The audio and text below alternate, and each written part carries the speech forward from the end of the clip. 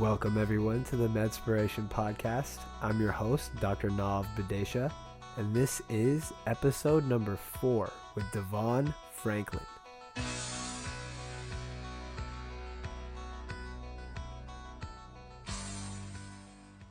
According to the American Foundation for Suicide Prevention, not only is suicide the 10th leading cause of death in the United States, but men in the U.S. commit suicide 3.5 times more often than women.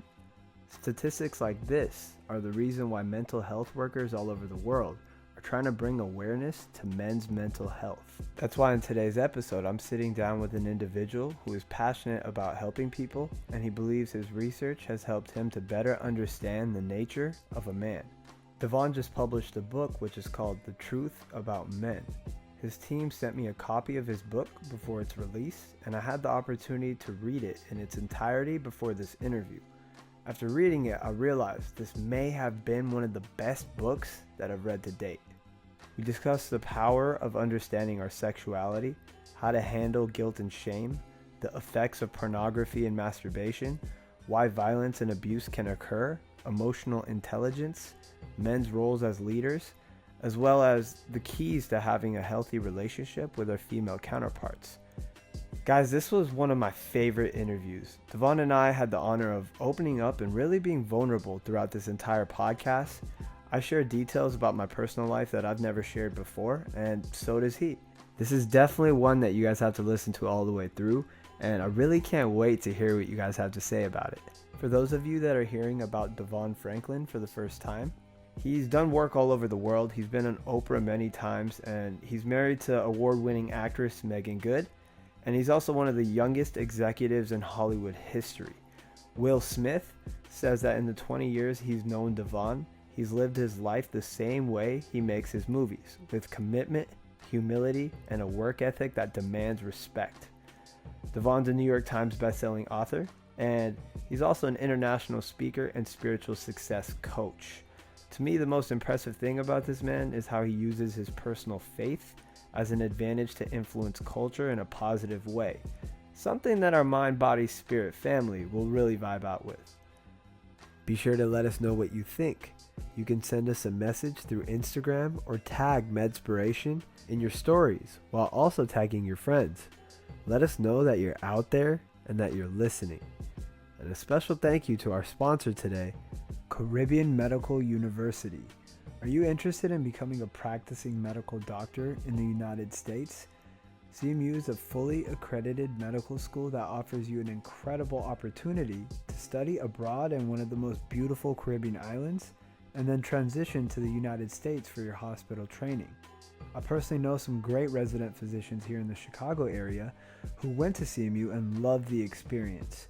Caribbean Medical University has partnered with MEDspiration to bring you a once-in-a-lifetime discount. You can visit cmumed.org/MEDspiration and enter the discount code MEDSPR to have your entire application fee waived. That's a $75 value. Apply today and see if medicine is in your future. And without further ado, let the MEDspiration begin. Why do I find it so hard to love you when I know in my heart that I want to? I think there's nothing in the world more beautiful than falling in love. I've been messing around when you're But falling in love for the right reason, falling in love for the right purpose, falling in love.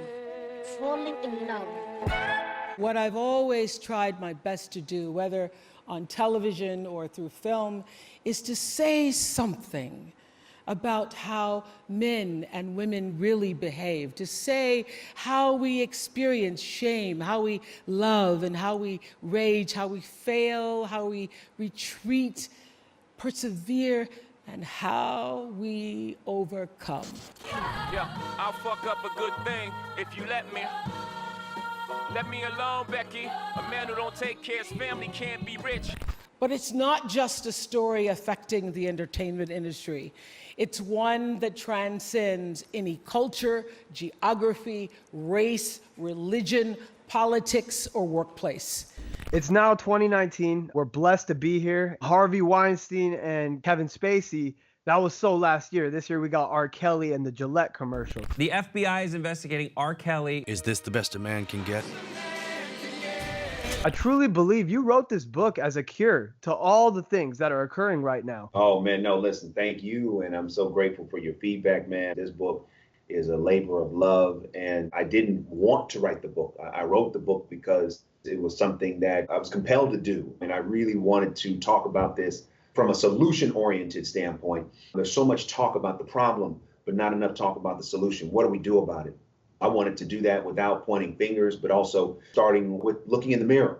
And if I don't look in the mirror, if I don't own me and I don't say, hey, how can I do a better job and how can I be honest about what I'm going through, then how can I help anybody else? So I endeavored to do that, open up my heart. Hey, I'm trying to be transparent as I can, and hopefully that'll be helpful to others. Bullying. The Me Too movement against sexual harassment. Masculinity. I need you to know that the excellence in you is more powerful than the hate in the world. So I challenge you right now to sow seeds of excellence into the soil of your potential and water it every day until it grows into the tree of your destiny that has been promised to you before the foundation of this earth.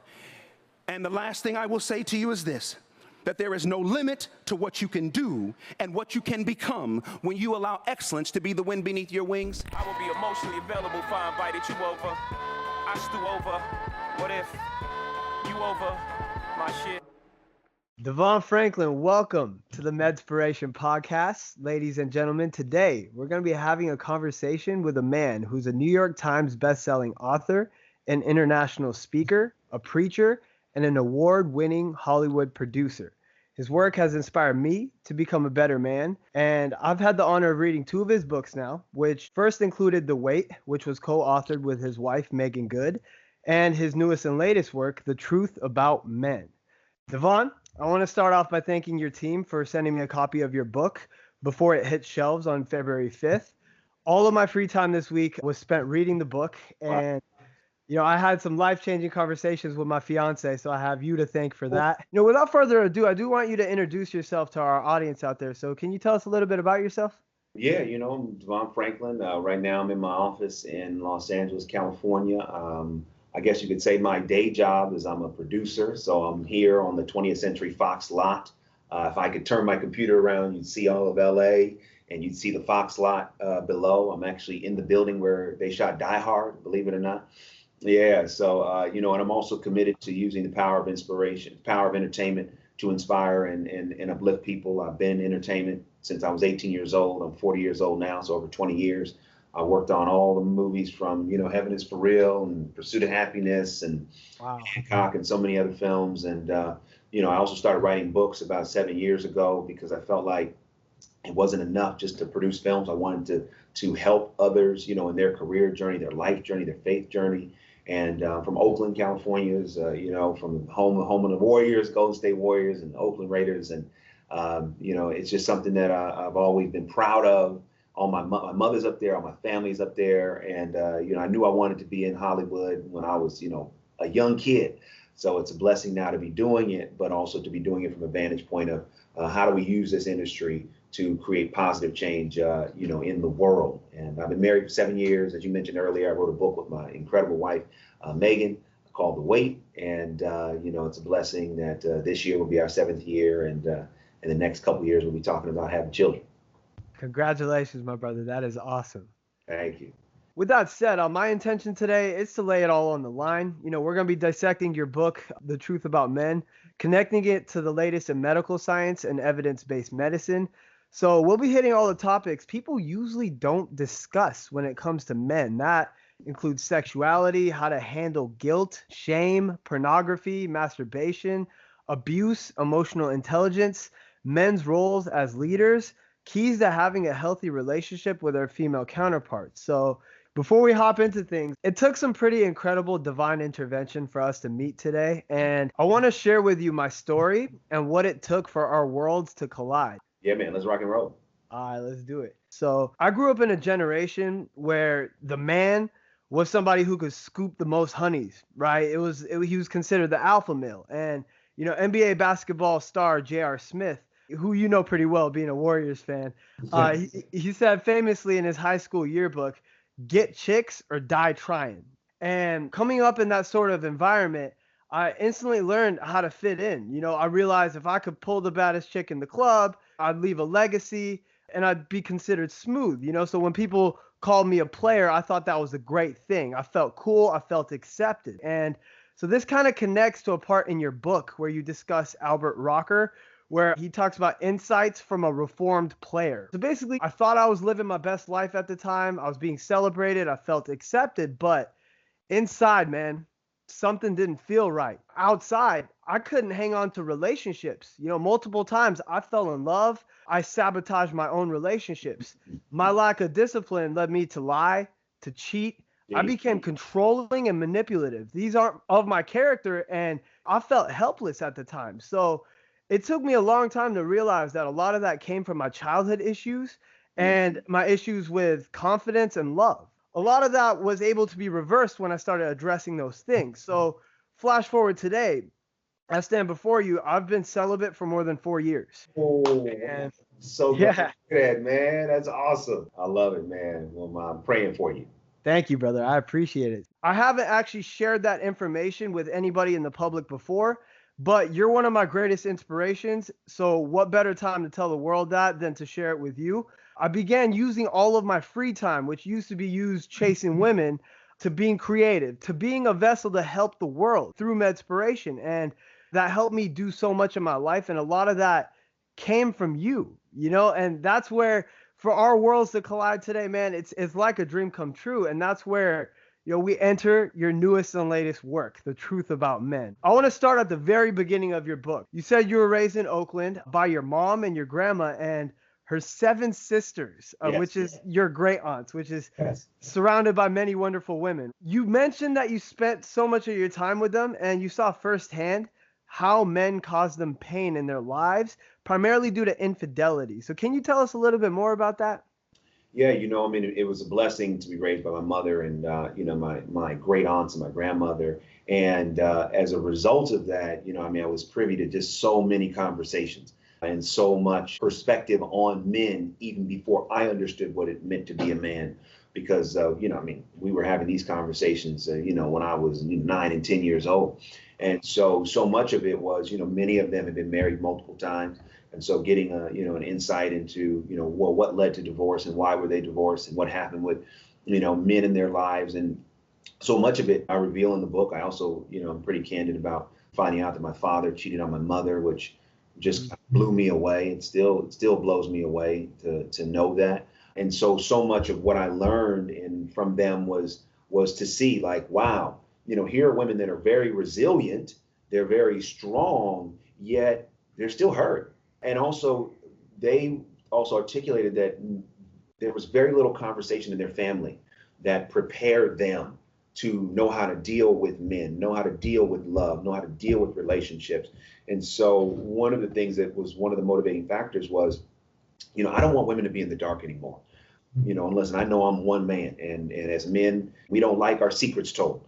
So this isn't so much an expose as it is a challenge, one, to men. Hey, we got to do our work. And two, because seeing so much of that hurt, in the eyes of the women in my life, I really felt like I want to write a book to give women the 411. I want to write a book for women to know, here's what's up. Here's what you're dealing with. So that even if a man chooses not to do their work, you now have information that can help you better navigate your dealings, which hopefully can mitigate the pain that you are experiencing. And in situations where you have a great relationship or a great interaction with men, it can take it to the next level because now you know more. And with that knowledge, there's incredible power. Amen, man. You said that it's been recited to you like a fundamental law in the universe. All men cheat. Right. Men can't be faithful. Men can't keep it in their pants. They love power. They're greedy, right? Those are things we hear all the time, All the time. And we hear it. And I'm telling you, like growing up, I would ask that question. Even now, if I ask my aunts the question, can men be faithful? They're like, no. 99% of all men cheat. Even after knowing you now? Even after knowing me, And what blew my mind was even when you look at the pop culture, Yeah. I mean, not even just pop culture, when you look at history, when you look at the men that have had a hard time remaining faithful, some of the greatest men in the world have struggled with this issue. They could conquer countries, they could, conquer social justice issues, but conquering self was a challenge. And so for me, I wanted to approach it with humility. I don't approach it from a standpoint of knowing it all. I have not mastered this. I work on it every day, and it requires no ego and no pride, because it's very easy to point the finger at those men that have not been faithful and say, how could you? However, the moment I point the finger, you can count the days from which I'm going to fall to. So for me, it's not a matter of excusing that behavior, because there's no excuse for it, but it's also being sensitive to, well, how could it happen? And what are the things in my life that could lead that to happen too? And so even though they would recite that as a law, I did not, and I still don't, look at it with contempt for those that have done it or do it, because I don't want to do that. I feel like too often as men, we put each other down and we talk bad about each other. And I'm like, yo, if you're cheating on your wife or your girlfriend, should you stop? Yes. But I'm not gonna sit here and say, oh, you're a terrible person. No, I want to get to the root of it. Well, why are you doing that, and what can change that behavior? And that's why I wrote the book. There it is, man. Psychiatrists have been battling with that for ages, Yeah. trying to figure that out. That's why I felt like you did such well research. Like, you researched yourself well writing this book, because, man, you hit every angle. That made me so happy. One of the biggest themes in your book is a man's struggle between love and lust, Yes. right? So can you explain that to our audience? Sure. I believe that this is the biggest struggle for men. I think this is the problem that nobody is talking about. Men have a lust problem. Now, I define lust as a selfish impulse for financial, sexual, personal, or professional gain by any means necessary, no matter how detrimental the means. So when you look at, the men that we've seen in the culture, how could they be men that have dominated their professional fields but have failed personally? Because I believe that they have been subject to lust, where they allow those impulses and the fulfillment of those impulses to take precedent over everything else. So in the book, The Truth About Men, I call lust the dog. I use this analogy of dog training in order to give us a mental framework on how to navigate this issue. So lust is the dog. Lust is selfish. It wants what it wants whenever it wants it. However, I believe men also have love in them, and I call love the master. Love of self, love of God, love of the woman in our life, love of family, love of community. Love is selfless. When we put selflessness over selfishness, when we master the dog, when we put love over lust, we can become the men we were created to be. However, when we allow lust to run our life, we then find ourselves behaving like an untrained dog. No discipline, no restraint, only wanting pleasure for pleasure's sake, putting our needs above everyone else's needs. And this is why we're seeing so many challenges. So I believe the antidote, the solution, is learning to master the dog, learning to put selflessness in place of selfishness, sacrifice over our own desires. And when we do that, we then begin to be the men we were created to be through mastering the dog. Amen. After this, I wanted to tell you, I think you should get an honorary veterinarian license, because I was like, man, I hope he finds that joke funny, because I was sitting in the library reading it, and I was like, dude, like, this guy deserves this. Hilarious. Man, I love it. That's great. Great. So I did want to connect some neuroscience to your definition, right? Because believe it or not, we can actually anatomically identify with regions in the brain where the dog or lust comes from, and the region where the love or master comes from, right? So have you heard of the limbic system? Yes. Yeah. So inside the limbic system is something called the amygdala, right? It's a complex system of nerves and networks in the brain. It controls basic emotions like fear, pleasure, anger, and drives like hunger, sex, dominance, and care for offspring, right? It's located around this region. So when we talk about initial impulses with our feelings, our diet, fight or flight, and sex, or when you talk about Sigmund Freud's description of the id, the brain processes these urges here first. After the brain processes it there, we can actually talk about a region in the brain that can override those primitive desires and instincts. And that's actually located right behind your forehead. It's called the prefrontal cortex, and it's the most recently evolved portion of the brain in humans. So its ability to override our primitive instincts, it's proven that it begins to become more effective the more we use it. In men over the age of 25, it's been proven that we get more mature in our decision making because we start using our frontal cortex more. So when you start talking about training the master or training ourselves, what's essentially happening is exercising our willpower and self-control. It strengthens our frontal cortex and its ability to override those primitive instincts, right? And you talk about it in the book. It's like a muscle. The more you do it, the better you get at it. And that ties into something we always talk about in MEDspiration, neuroplasticity. The brain's constantly changing due to experience. So when we decide to intentionally change those habits and practice restraint, delayed gratification, it'll work. It's scientifically proven, right? So when I saw the way you broke things down, I was like, I wonder if this guy even knows that this is like real. This is scientifically real, you know? So I didn't know all the neuroscience behind it, but I'm so glad that there is that support that takes it even to another level. yeah, definitely. Next, I wanted to discuss something that you mentioned in the book regarding a psychologist named Dr. Gary Jantz. So he said, the very temptation we, men, entertain for the sake of strengthening our perceived manhood only serve as the most dangerous of distractions. He says temptation can fill a void, but only for the short term. This set a stage for chronic compulsions, entrap good men, and vicious cycles of destructive behaviors. What can you tell us about this vicious cycle? Yeah, because the vicious cycle is that, okay, so as a man, we try to fit in, and I talk about, the box that men are told to live in, this box of manhood, don't cry, toughen up, be the provider, all of those things that we're taught as men. None of us as men fulfill those things, all of them. So many of us deal with a level of brokenness, but where the temptation comes in is that we're tempted to do everything we can to fit in the box. To the point you brought up earlier about being a reformed player, part of those temptations are, oh, let me go get as many women as I can. Let me sleep with as many women as I can. Why? Because if I can do that, then I'll get the validation, right? Yeah. So we tempt ourselves in a way that is very dangerous. Why? Because we expose ourselves to emotional, physical, and sometimes even financial harm. For anybody that's a player, if you just step back and say, how much time is this causing me? Right? There was a minister that I was listening to a while back, and he was trying to take his ministry to another level. And one of the things that he was with a consultant. The consultant said, okay, how much money are you taking home a year? And I think that minister said, about $1 million. And so that consultant said, okay, how much time are you on vacation? And it was about 2 weeks. So his working time was 50 weeks. So the consultant said, okay, based upon 50 weeks of work and that annual salary, here's what your hourly rate is. Here's how much your time is actually worth. And so when you broke it down like that, it was like, oh, wow.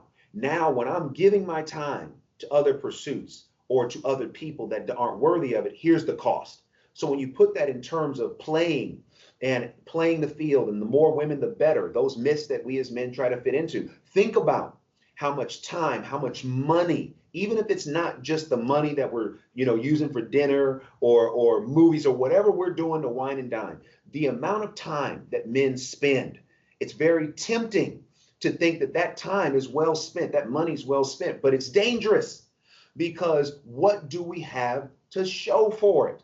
Seriously. I mean, it just blows my mind. And again, I'm not sitting up here saying to you or trying to present that I was the perfect dater. I mentioned in the book, I was not the perfect dater. Mm-hmm. However, for the men that are listening and for the women, see, men can only play if women allow them to. So as a man, yes, we got to do our work. But there's also for any woman listening, don't allow yourself knowingly, because there can be a situation where a man can pull the wool over your eyes, but don't allow a man knowingly to manipulate you, to be a part of his conquest. And so going back to temptation, it is tempting to want to expose ourselves to these things that we think make ourselves a stronger man, but in essence, it makes us weaker. Man, Man, I couldn't agree more with that. And, I wanted to talk a little bit about suppression, right? Because you did a great deal of discussing suppression, which is defined as intentionally excluding from consciousness a thought or feeling. You mentioned in the book, when we suppress urges and feelings, they don't go away. They bubble and simmer, and eventually they find an outlet and explode, right? So can you tell us a little bit about that? Yes, I believe that suppressed urges persist. And as a matter of fact, the more they persist, the stronger they become. And I think one of the reasons why you see the dog, as I call it, or lust, is so pervasive is because there's so much suppression around this issue. And when we as men, and listen, I want to be clear about something, women also deal with this as well. But I don't write the book from that standpoint. There's too many books out there that tell a woman what they got to do better. And I don't want to write that book. So do women, hey man, right on. Do women suffer? Deal with lust? Do they have challenges? Of course they do. However, I wanted to write from a male point of view because that's the experience that I've had.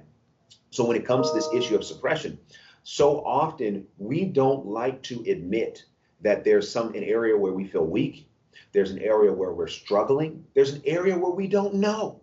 Because as men, we're told you got to have the answers. And when you don't have the answers, who do you turn to? Think about it and say, okay, well, you know what? To the point you made about playing, it's like, well, man, I don't, this is not fulfilling. But who do I tell that to? Yeah. What man can I go and say, yo, I'm tired of getting all these women? They would look at you like you crazy. Crazy, yeah. Right? And then some of those men might even call you out your name. So what do? We feel something and we suppress it. We try to remove it from consciousness. However, it's still there. It's still there. And not only is it there, but it grows.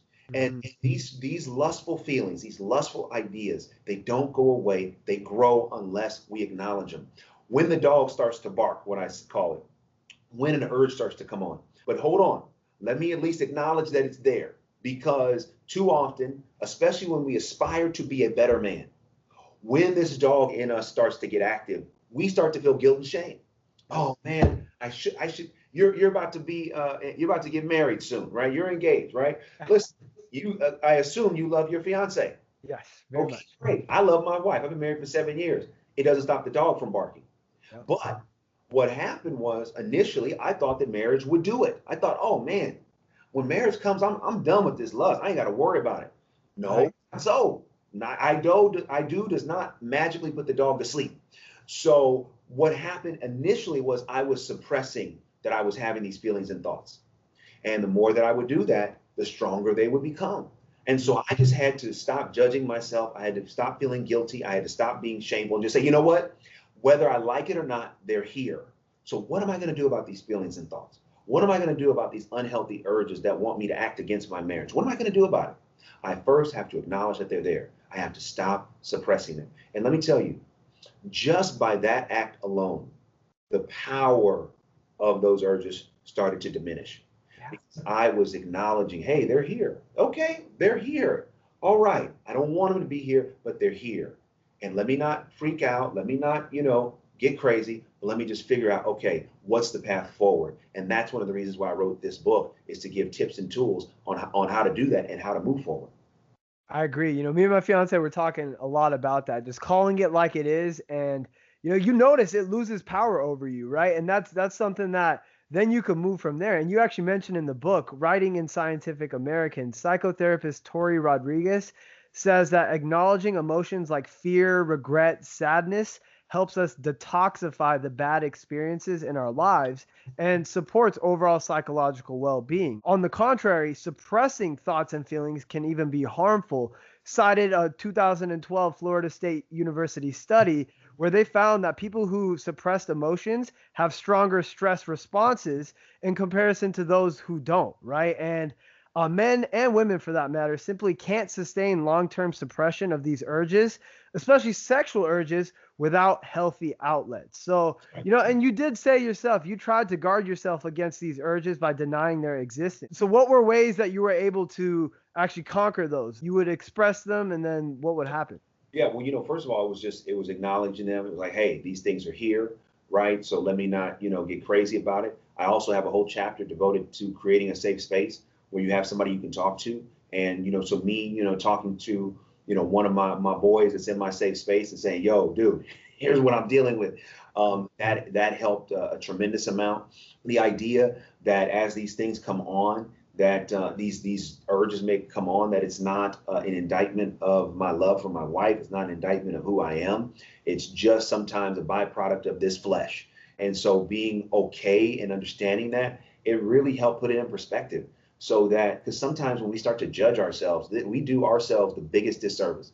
Those judgments, you're a bad person, you're terrible, how could you, what is wrong with you? Those questions and those judgments of self don't help us live in a positive way. So these were some of the things that I started doing, also having kind of radical honesty in my marriage to be able to say, hey, babe, here's what I'm dealing with. Talking through issues, having the environment that if I felt like I needed to talk through something that I could, praying help. And also I want to say something that's very clear. And one of the reasons why I wrote the book and have so many different types of tips in the book is because not one thing works. Urges are different, so a lot of times we're talking about sexual urges, but when it comes for the urge for more in life, sometimes the urge for greed, the urge for money, the urge for power, the urge for success, these can be as unhealthy sexual urges. So for me, when it came to ambition, right, I'm a very ambitious person, but sometimes that comes from the dog. And so what I had to recognize is to learn to appreciate what I have and to stop looking at other men and what they have as a barometer to feel good or worse about myself. This has really helped me navigate my urges because, here I am, man, I'm on the 20th floor of an incredible building in Los Angeles. I got a full staff. I got, offices around, in my suite here, probably 5 or 6 offices. You come in every day, you think, oh, everything's great. But secretly inside, I'm like, this is not enough. I'm not doing what this person's doing. I'm not doing what that man is doing. And I had to stop that. I had to say, you know what? Every time I get the urge to want to look outside of my own company and look at somebody else and say, I wish I had that, I stop and say, no, appreciate what you have. Be grateful for what you have. And these tips and these tools are what help me navigate different types of urges. There's not a one-stop shop. There's not a one-size-fits-all. You have to figure out what it is and apply the best tip and tool relative to what the urge is. That principle is something that I hold very near and dear to my heart. Tom Brady actually says it, don't compete with anybody other than yourself and who you were yesterday, right? When I was able to stop competing with others and looking at what so-and-so is doing and kind of looking at myself and just trying to make marginal adjustments, improving on who I was yesterday, I was able to gain a lot more power back into my life just by not doing that, right? So, man, that's something that I feel like everybody can benefit from, just trying to not compete and compare with others, just compete with yourself and who you are. And it can make you a much more humble person too. Next, I do want to discuss guilt, remorse, and shame. You mentioned some really cool things. You quote Daphne Rose Kingma, the author of The Men We Never Knew. She says, men are taught point by point not to feel, not to cry, not to find words to express themselves. And I listened to one of your truth talks on Instagram, and you actually mentioned men struggle because we hide. We don't talk. We suffer in silence, and the things we keep inside us grow larger, right? Can you teach us a little bit more about that? Yeah, I think it's really important to recognize this. And I think this is one of the reasons why, so many women have challenges in communication, with men, especially men in their life. Because as men, we aren't taught necessarily how to love, and we certainly aren't taught how to communicate. And as a result, we sometimes can hide ourselves from ourselves. Yeah. And then when somebody is in our life that we want to open up to, we don't always know how to open up. And also, when we don't know what to do, most men aren't always as in touch as we may be in this conversation. With ourselves and feelings and whatnot. So a lot of times you're going to see a man, his inability to know what to do will come out through frustration. Yeah. It'll come out through anger. It'll come out through just, leave me alone, that because there's an insecurity there. So, my advice is a lot of times if a woman is in a relationship and that's the symptom of the man that she says, okay, this is a wound for him. And let me do what I can do to create an environment where he feels safer to talk about whatever's going on. The other thing is I challenge every man to say, hey, listen, take step by step. I even put in the book, sometimes just write out what you would want to say. Write it out. Write it out. Because sometimes it's hard to just verbalize it if you're not familiar with communicating that way. But just write out what you're feeling. And just by writing it out, you can even get out your phone, pull out the note, your notes, and just write out your notes. Because what that does is it begins the muscle of communicating. So you no longer hide yourself from yourself, because the true path to success, and my definition of success is peace. So the true path to peace starts with being able to communicate and communicate what's really going on, communicate what's really happening. So I do agree with Daphne wrote in that book that it's very the men that we lost. It's so important for us to learn the power of communication and the practice of communication. Man, you mentioned the silence, it's killing men. According to the American Foundation of Suicide Prevention, suicide isn't just the 10th leading cause in the U.S., but men in the U.S. commit suicide 3.5 times more than women, right? And one thing you mentioned that I loved, you talked about guilt, remorse, and shame. They're actually healthy responses to doing something harmful to ourselves or others, right? So what did you mean by that? Yeah, so what I mean by that, and I talk about this, in the section of the book where I discuss normalization, not express explanation or rationalization, and then normalization.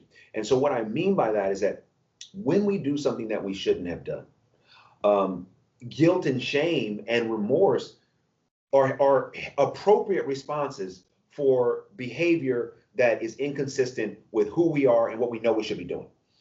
They are an alarm system. So I talk about, explanation, rationalization, normalization as a way to explain how men can become divorced from their own behavior. Like they begin to say, okay, wait, how could such a man that is so great in the public have such a blind spot to his own behavior in private? And so I use this idea to explain it. So when we do something that's not right, guilt, remorse, and shame can almost sometimes act like an alarm system. Like, wait a minute, hey, you shouldn't have done that. You shouldn't have said that. That's not quite right.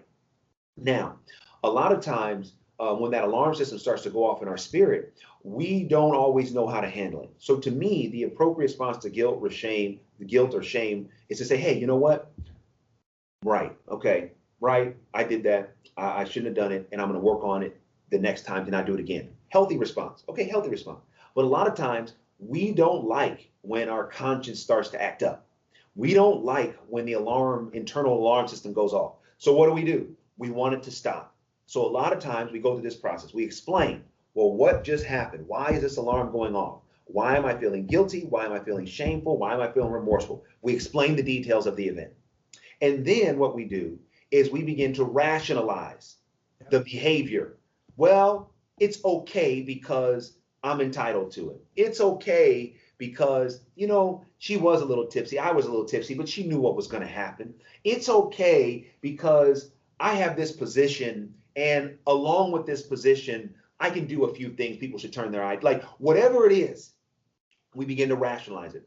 And when we rationalize it over time, the internal alarm system stops ringing to the degree where negative behavior that should be alarming us now is normalized. It becomes a part of who we are and what we do to the degree where we no longer can detect that it is unhealthy and it isn't right. So this is why, going back to your prompt, this is why when we feel guilt, when we feel remorse, we feel shame, instead of trying to move past it, first identify where's it coming from, acknowledge it, accept it, and move on so that we don't find ourselves rationalizing and normalizing behavior that we should detest.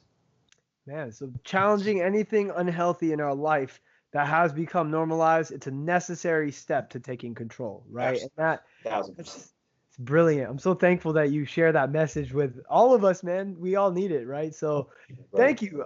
Next, I do want to talk about vulnerability because I feel like it plays such a big role in trying to make this transition. So, you mentioned Brene Brown, who studied vulnerability, shame, and empathy for over 20 years. Her work is just brilliant. Her research, it led her to believe that vulnerability equals weakness in the eyes of men. The preferred alternative is to block out those feelings of inadequacy and uncertainty, right? And a man was actually quoted saying, since I didn't know how to handle my shame, I buried it. I did anything I could to not feel it. I denied it. I distracted myself. This behavior can lead to self-punishment. Even more bad choices can be made, right? So can you speak a little bit more on that?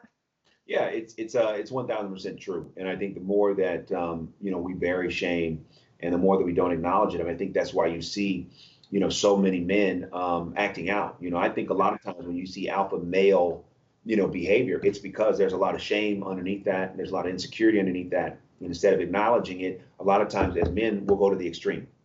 We'll try, yeah, right. It's like, oh, I feel shameful about who I am, what I am. I don't like what I am. I don't like what I'm becoming. But instead of letting anyone know that, you know what, tonight I'm gonna go and get 10 numbers. Tonight, I'm gonna drink even more than the last night. I'm gonna go, spend more money on more kicks. Why? Because I'm trying to drown out what I really feel, what's really, really going on. And I do think this is why you see, so many men, the suicide rate among men going up. And this is why, you see so many of the challenges that we're seeing in the culture, because there is this shame that is being buried. One, because a lot of times we don't know how to deal with it. And two, we don't recognize just because there's shame, it doesn't mean that we then have to beat ourselves up.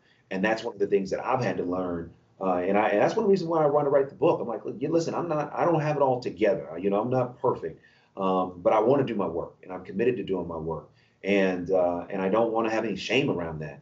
And, even people who know me or know my persona and whatnot, like I wanted to create a shorter distance between who I am as a person and my persona.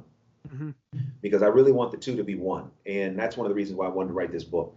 And there have been a lot of things that I've dealt with in life where I'm like, man, I'm ashamed. I can't believe I did that. But I say, okay, you know what? I did it. Better or worse, it happened. I'm not proud of it. And guess what? I'm going to do better on the next one. Because in that way, you take the sting out of shame instead of wallowing in it, right? It's like you wallow in it. You go down this rabbit hole of self-judgment, self-loathing. Well, you know what? When you acknowledge it, the sting comes out. It's like, okay, and move on. It's true accountability. And, I'm actually guilty of a lot of the things that you said. In my past, I was trying to be that alpha male, and I was trying to assert my dominance by doing all these things. But really, I believe choosing not to be vulnerable when I was younger, it caused me to carry around broken pieces from my childhood, and because I never discussed it, I didn't want to seem weak. And one of the coolest things, I have a mentor who's a physician, and she was teaching us about the ACE study just like 2 weeks ago, man. And that was so you talk about the ACE study, the CDC Kaiser Adverse Childhood Experiences Study, right? It was a public health study, and it showed that childhood trauma, physical, sexual, emotional abuse, or witnessing the abuse of others, in addition to neglect or losing a parent, dramatically increases the risk of chronic disease, mental illness, being a victim of violence, or acting violently in life. And you mentioned what we call toxic masculinity today is men acting out of their own brokenness, right? So can you tell us a little bit more about that? Yeah, because I believe the box breaks us, and that box of manhood, that box of what people tell us a man's supposed to be. None of us can be it. None of us are Superman. None of us are devoid of emotion. None of us provide all the time, are strong all the time. So that box that people say this is what men should be, as we grow up, whenever we don't fit in the box, most of the time we're met with violence. And when I was a kid, I was a part of the Oakland Men's Project, which really did a lot of training. And I talk about this in the book, that helped me understand so much of what was going on with me. They were the first people to expose me to this idea of the box. And so when we don't fit the box, it breaks us, because somewhere along the way, a man that we may have loved or trusted in our life, or that we looked up to, may have said to us, stop crying. Don't be a sissy. Don't be a wimp. Get it together. What's wrong with you? And when we hear that, it breaks us, because then we're like, well, okay, who are we supposed to be? What are we supposed to do? And so that brokenness in us is what sometimes causes us to act out. I mean, the saying, hurt people, mm-hmm. doesn't justify the hurt. But I do know that there's a lot of pain that we as men carry. And sometimes if we don't do our work, we find ourselves perpetuating the very pain that we can't stand. and the very pain that we're trying to get over. So this is why I articulate that in the book, to bring awareness that we do have some brokenness, that we are carrying pain, and we need to be in touch with that so that we don't become the perpetuators of the same pain that we're trying to heal from. Amen. You know, you say hurt people, and I just watched the R. Kelly docuseries, one of the most recent public figures who came out, and he said he was sexually abused for many years between the ages of 8 and 14. And he's one example of how the abused can become the abuser. Did you have an opportunity to watch the docuseries? Yeah, I watched all 6 episodes. What's your thoughts about that, man?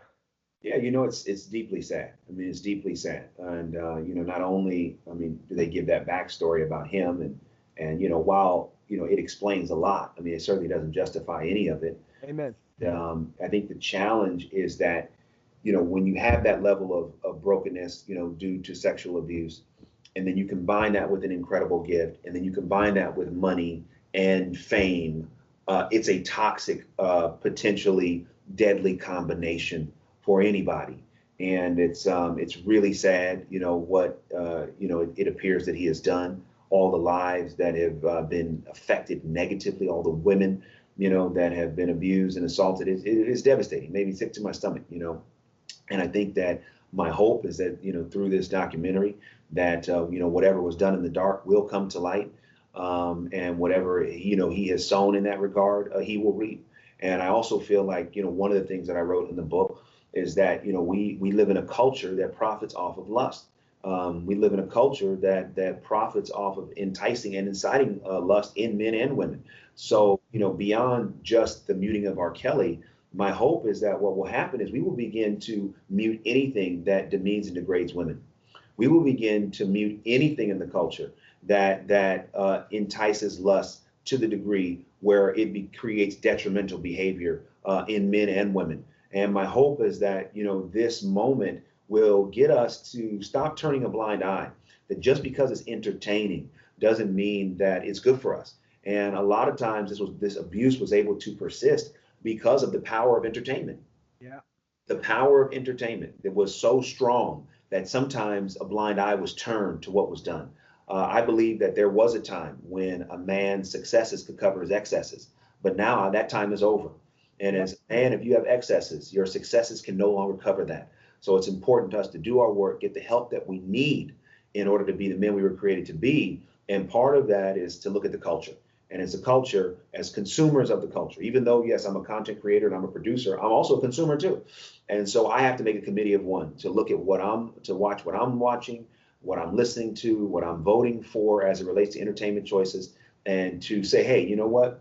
It doesn't mean everything has to be Pollyanna. I'm not saying that, but I am saying that my hope is that from this, you know, surviving R. Kelly moment, that we will begin to look at the culture at large and begin to have a more discerning eye and ear towards what we choose to watch and listen to, and anything that does not represent the culture that we want, that we would no longer listen or watch it.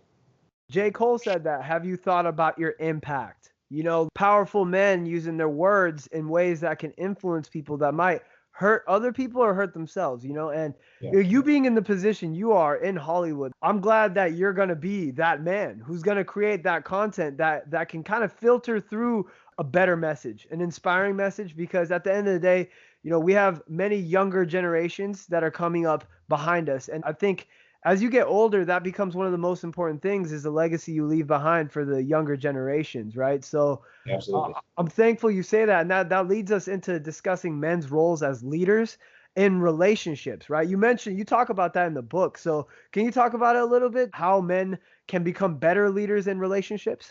Yeah, men can become better leaders in relationships by first becoming a leader of self.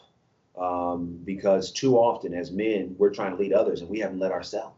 And to me, true leadership starts with looking in the mirror and making an honest assessment of where am I falling short?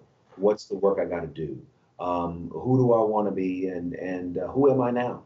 And the two aren't always the same. You know, who I want to be and who am I now? There can be a distance between who I want to be and what I'm doing and who I am. So I think it's important for men to learn how to lead ourselves. How are we managing this dog? How are we mastering this dog and dealing with lust? How are we dealing with self-control? How are we dealing with our urges? How are we dealing with our impulses? Are we leading by service? Are we leading by love?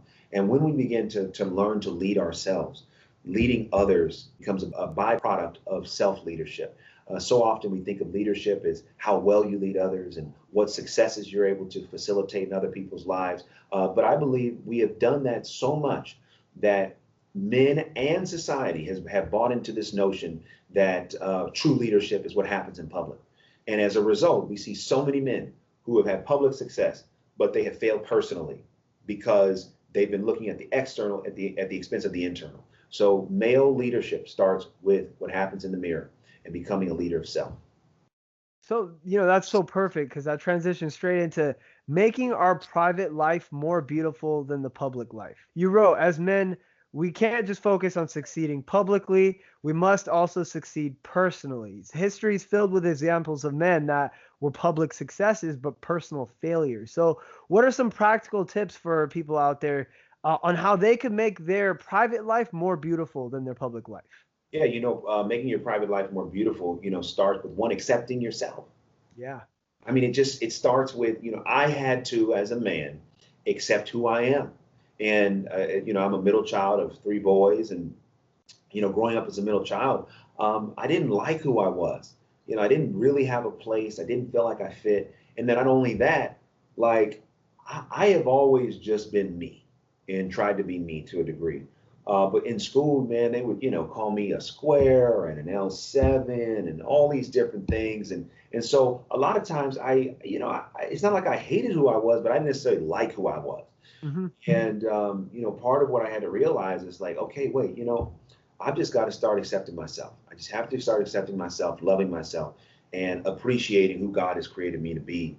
And it starts right there. The other thing that I had to do was to say, I can't create a persona that I know is different than the person.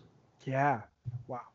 So I'm like, okay, because there are a lot of times we can do things that we know, okay, this will look good in public, but this is not really who I am. This is not really what I think. And so I had to, and I think anyone out there, if you're trying to navigate this personal success, work on, being who you are. So you accept who you are, and then work on being who you are, no matter where you are. You got to be who you are, no matter where you are. And that right there is when the public and the personal success begin to link arms and begin to merge. Because if I am who I am, no matter where I am, then I don't have to worry about what I said to this person in that situation. And then, because so many times we have all these alternate identities, depending on who we're hanging with, what environment we're in. Some people think we're, a wholesome dude, and other dudes think we're the dude that wilds out, because sometimes we'll create all these different identities just to fit into all these different groups. So in order to have personal success, it starts with being who you are, where you are. And then in the third part is just having patience, like who you want to become is going to take time, and what you want to do on the earth is going to take time. So don't be so focused and so thirsty for public success, wanting it immediately, thirsting for it, wanting it so badly that you're willing to do anything to get it, even if it means compromising your integrity and your character. Have some patience. Give yourself time to become who you are, and give yourself time to do what it is you're called to do on the earth. Man, you just amazing, bro. Thank you. I appreciate that. I do want to talk about sexuality and sexual energy. I mentioned to you that practicing celibacy was one of the most life-changing things that I ever did. And, about a year and a half into it, I read something that you wrote about the divine nature of a man. It unlocks when he's able to control his sex drive, right? And one of the things you wrote in your book, it was so mind-blowingly beautiful, because you said, what's a more creative act in the universe than creating a child?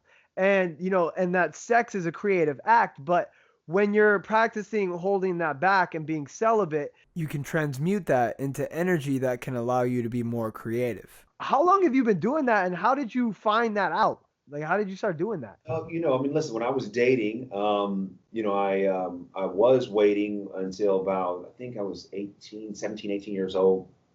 And then I stopped waiting, and lost my virginity in senior year of high school. And then I wasn't celibate until 23, so for about 6 years.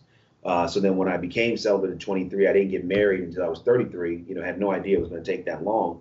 And so, man, I had to find something to do positive. What am I feel going that. to do? Let me channel all this energy into doing as much as I can do in life. And so I think that's where a lot of my drive came from, which is like, all right, let me write a book, let me preach, let me work on these moves. Like it just came like, okay, I have all this energy and I don't want to, break my commitment. So let me just find positive things to do. And then when I was, writing The Weight and then also writing this book, I just found that there was so much research to support that.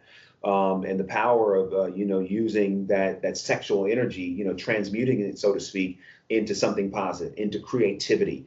And it really is a very positive and dynamic use that I believe it'll transform anybody's life that chooses to try it. And as you said, man, you've been doing it for 4 years and look what you're doing. And it's amazing, even doing this podcast, given where you are in your career is a massive undertaking. And I think a lot of it has to do with that commitment and using this energy in a positive and, transformative way. You talk about Napoleon Hill and using it in a less positive way. And you kind of get into the concept of masturbation.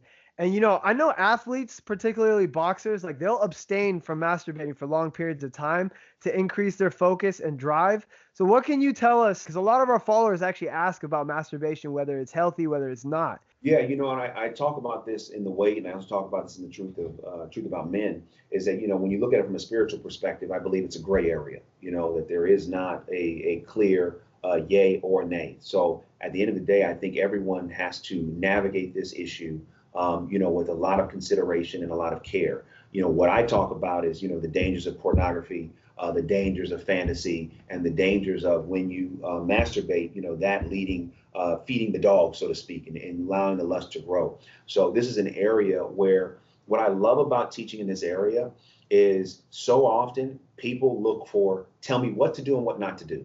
Yeah. And in this area, I don't do that.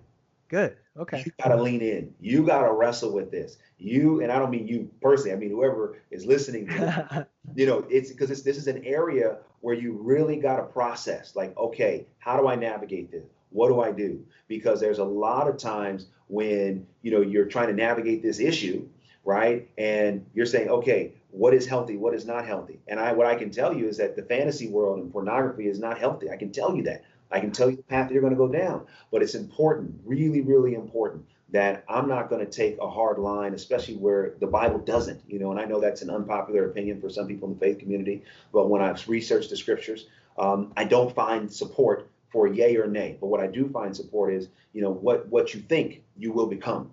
So it's very, very important. I always say that. That's funny. Yeah. Words of Buddha. Buddha said that, what you think you become. So it's the truth. So it's very important relative to this issue of masturbation to manage it. That's why I entitled one of the sections in the book, Manage Masturbation. Because it requires thought. It requires you to think through it. It requires for you to process it, for yourself and to wrestle with this issue because it's an issue. It can consume so many lives. It can consume time. It can consume mind share. And so it's very, very important to think about those things before engaging in it.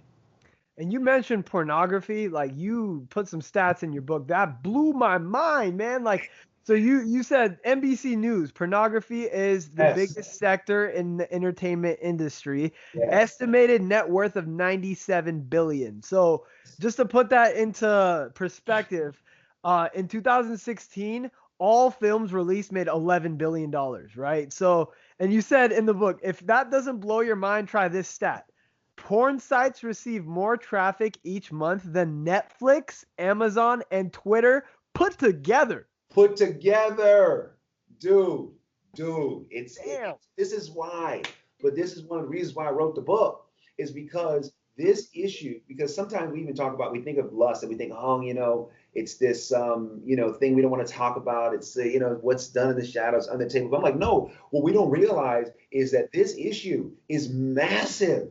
Yeah. Every man, every woman deals with it. So why do we stop, being in the dark? Let's tell the truth about it and figure out how to deal with it. Because at the end of the day, those stats and the money around this issue show that how big of an issue it is. Man, that takes us to self-control. You said something, no discipline, no destiny. And one of the things that motivated me to stay true to who I was becoming was I would think about my dreams. I have such big aspirations, and if I leave things untied in my own personal discipline, then I can't see my dreams coming true. And you spoke about Will Smith being one of your mentors for many decades, and I just have to ask, what are some cool things you learned from him, man? Uncle Will, man, I've learned a lot from him, quite a bit. I mean, I've learned the power of committing to the process and letting the process take you where you're supposed to be. And that's the process of life. It's the process of success. It's even the process in a project. When we put the process as our number one priority, we then allow the process to take us to the logical conclusion. Because sometimes we're trying to control the process, but there's a difference between trying to control it and committing to it. And so I've learned the power of committing to the process. I've also learned that, success sometimes isn't a mile, it's an inch. And, that last inch can be the hardest part of the journey is to get where you're trying to go, that last little, bit. So you got to stay committed all the way through. I've learned that from him that it's not always important of how hard you work, but how long you work. Most people can work hard, but not very many people can work hard and work long. And I'm not there yet. And so those words echo in my mind. I'm like, man, work hard and work long. Because there are moments, man, where I'm like, oh, man, look, I'm just writing these books. I'm done. I'm not going to do it. Forget about it. It's too much. So it keeps me staying in the game, pursuing what I'm pursuing, staying committed to the process. Because there are many times when I think like, okay, I'm quitting or I'm going to figure out something else because it's too hard. Wow, that's beautiful. So before we transition to the last segment of our show, I wanted to read to our audience what you wrote in your epilogue on leadership. It was so powerful and moving for me. So leadership. Nothing matters more to a young man of any age than how the men around him act. If we want boys to grow up treating people with respect, we need to show them how it's done every day. Let's be respectful, loving, considerate, and kind to everyone we come into contact with. Deal with conflict with reason and compassion, not anger. Kids see more than we realize. Your sons are watching. Man, that's one hell of a way to end a book. Right. And oh man, so our last segment, we have our followers on Instagram submit questions. We had so many questions submitted to you, and we are going to do 5. Right. So we are going to get straight into it. We had J_Cern13. He asked, how does a man in his 20s balance his sex drive in a healthy way? Yeah, so the good news is we've covered a little bit of this, Jay. One of the ways to balance it in a healthy way is to acknowledge it, to not be surprised by it, to understand that you're going to have a strong sex drive. However, to not feel hopeless that you just have to give into it. This is why it comes into mastering the dog.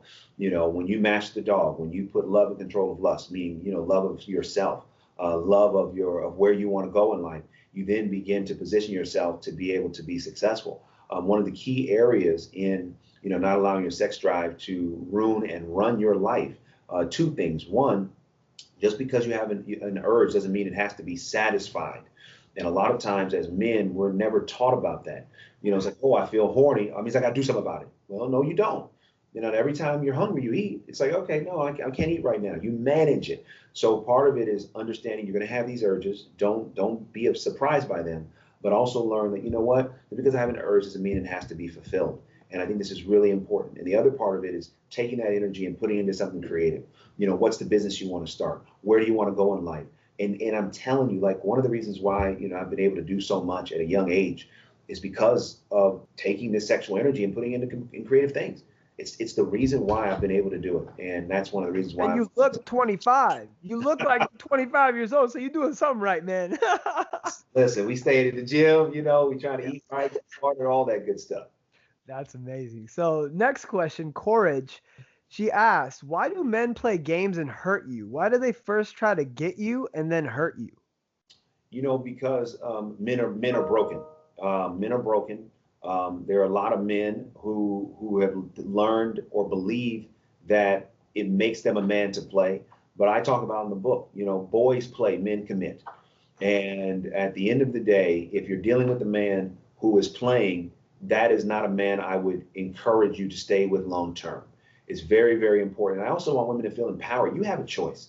Don't think that you just have to accept whatever from a man just to be with a man. No, I'd rather you be alone for a season and have your integrity, your self-respect, and your heart intact than to be with a man who cannot value who you are and what you've been created to do. So most men do that because they bought into a false idea of manhood. And I believe most men that do that are in some form of pain themselves. Doesn't make it right, but you ask the question why, and that's why I believe why. Amen to that. So LPN 2019 Working Class asks, did Megan get at you or did you get at her? She got at me. Let the record. Woo! Y'all heard it here first. It's true. No, that's a fact. It's not hyperbole, man. She knew I was going to be her husband before I even knew she was going to be my wife.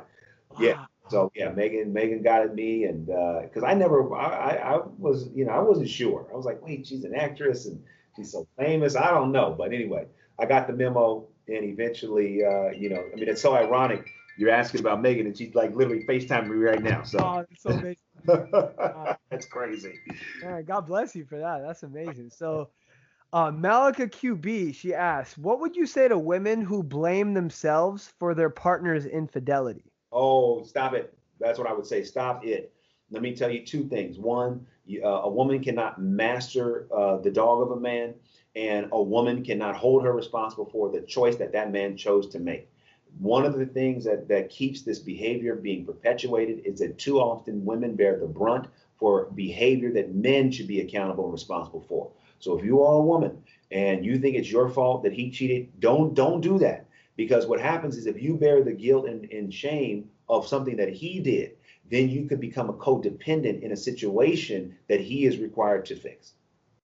Amen to that. So lastly, we ask this question to each of our guests that end up on our podcast. It's, what does MEDspiration mean to you? I love that. It means to me, medical inspiration.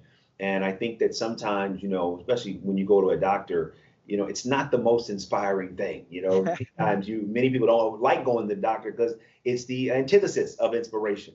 So, when I hear the word, MEDspiration, it's almost like it's trying to demystify, what it means, the word medicine or medical, what health means. It's trying to find the inspiration in health. And that's something I'm all about.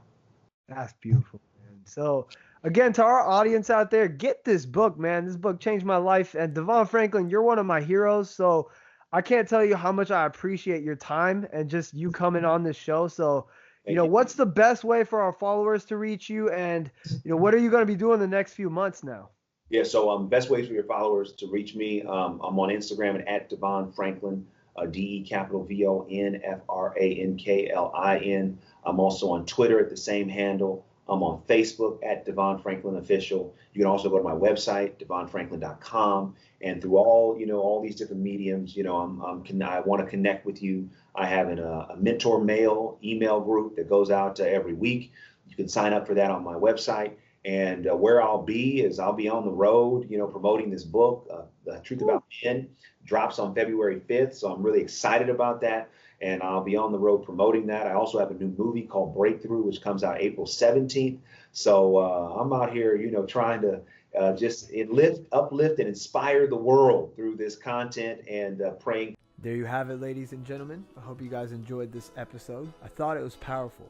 If you guys loved it, please don't forget to subscribe to our podcast. MEDspiration is a 501c3 nonprofit organization, a public charity. The more you help our podcast grow, the more people we're able to help. It is our mission to serve in underserved and underprivileged areas all over the world. So be sure to click subscribe and rate us 5 stars. The bigger we get, the more people we're able to help, guys. So thank you so much for all the support out there. And again, a big thank you to our sponsor, Caribbean Medical University. Caribbean Medical University has partnered with MEDspiration to bring you a once-in-a-lifetime discount. You can visit cmumed.org/MEDspiration and enter the discount code MEDSPR to have your entire application fee waived. That's a $75 value. Apply today and see if medicine is in your future. Let's make a commitment together, guys, and attempt to live a healthier lifestyle, mentally, physically, and spiritually. And as always, you know what time it is. It's time to get out there and do something med-spiring.